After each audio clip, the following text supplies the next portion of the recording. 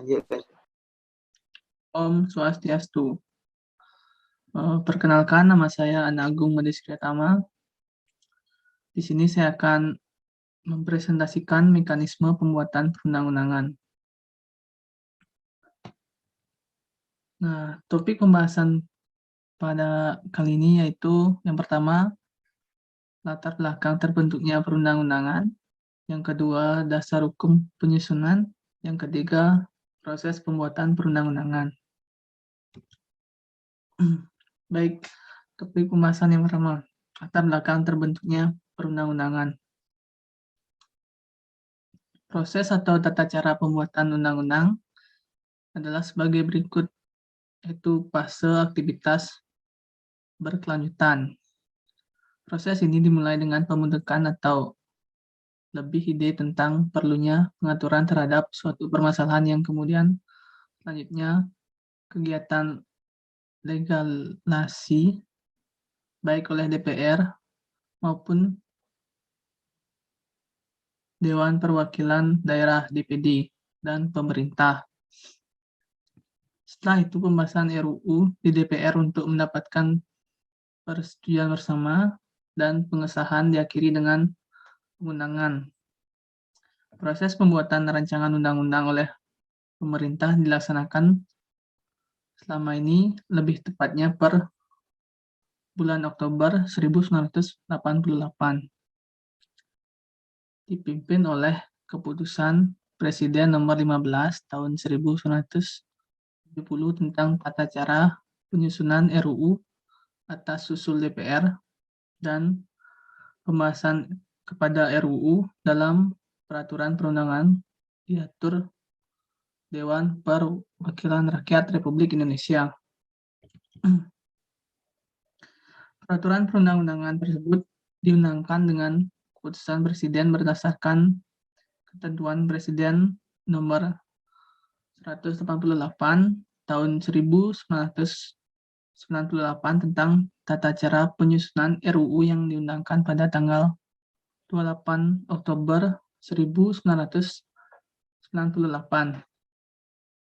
Di sisi lain, penyusunan RUU dari legislatif dan pembahasan kedua RUU di legislatif didasarkan pada keputusan legislatif.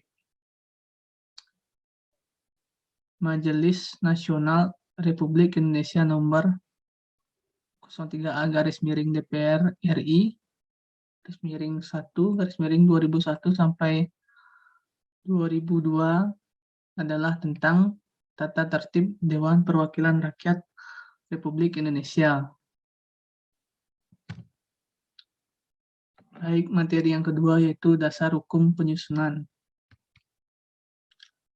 Proses pembentukan UU diatur dalam Undang-Undang Nomor 12 Tahun 2011 tentang pembentukan peraturan perundang-undangan sebagaimana yang telah diubah dengan Undang-Undang Nomor 15 Tahun 2019 tentang perubahan atas Undang-Undang Nomor 12 Tahun 2011 tentang pembentukan peraturan perundang-undangan. Baik, dari yang ketiga yaitu proses pembuatan perundang-undangan. Yang pertama, tahap perencanaan. Perencanaan merupakan tahap awal dalam menyusun perundang-undangan.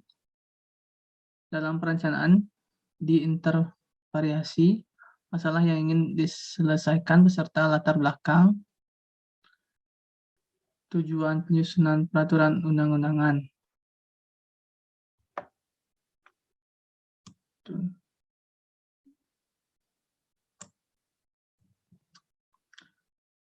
Masalah yang ingin diselesaikan setelah melalui pengkajian dan penyelarasan dituangkan dalam naskah akademik. Setelah siap dengan naskah akademik, kemudian diusulkan untuk dimasukkan ke dalam proses penyusunan peraturan. Untuk undang-undang, program penyusunannya disebut program legislasi nasional atau prolegnas. Yang kedua, tahap penyusunan. Penyusunan peraturan perundang-undangan dapat diartikan dalam dua maksud. Pertama, Penyusunan dalam arti proses, yakni proses penyampaian rancangan dari Presiden, Gubernur, Bupati, Wali Kota, atau DPR atau DPD setelah melalui tahap perencanaan. Proses penyusunan ini berbeda untuk undang-undang, peraturan pemerintah, dan peraturan presiden.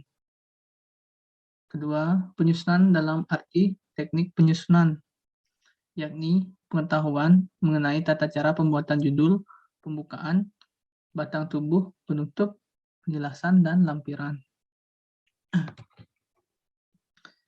Yang ketiga, pembahasan.